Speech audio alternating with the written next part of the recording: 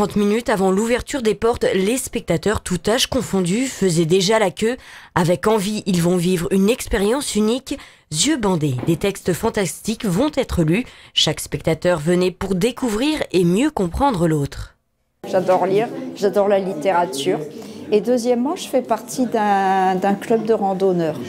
Et parmi nos randonneurs, on a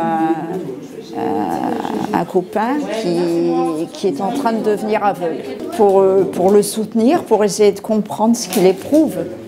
La vue est le sens le plus utilisé pour monter ce spectacle. L'Assi-Oum Théâtre est parti d'un fait intéressant. Le visuel, on est très influencé par l'étiquette de la bouteille, par le packaging.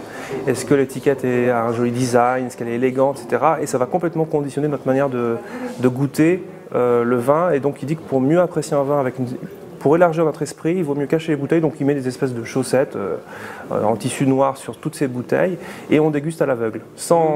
Donc forcément, on est plus attentif, on a moins d'a priori, on est plus ouvert. Un voyage intérieur de Maupassant à Kafka, près d'un siècle, sépare ces deux écrivains. Et pourtant, ils sont réunis avec tant d'autres dans ce spectacle, à la fois fantastique et profond. Il appelle le spectateur à utiliser son ouïe pour se plonger dans ce rêve. Les yeux fermés, on est forcément plus attentif, beaucoup plus sensible à tout. On est beaucoup plus réceptif au son, à la musicalité de la langue.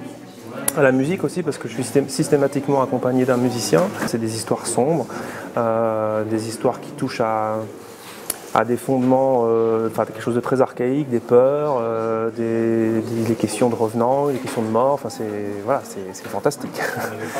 Une représentation à la fois musicale, littéraire et originale, parce que la magie des textes dans le noir est plus accessible et surtout, elle transporte totalement le spectateur vers le monde de l'écrivain.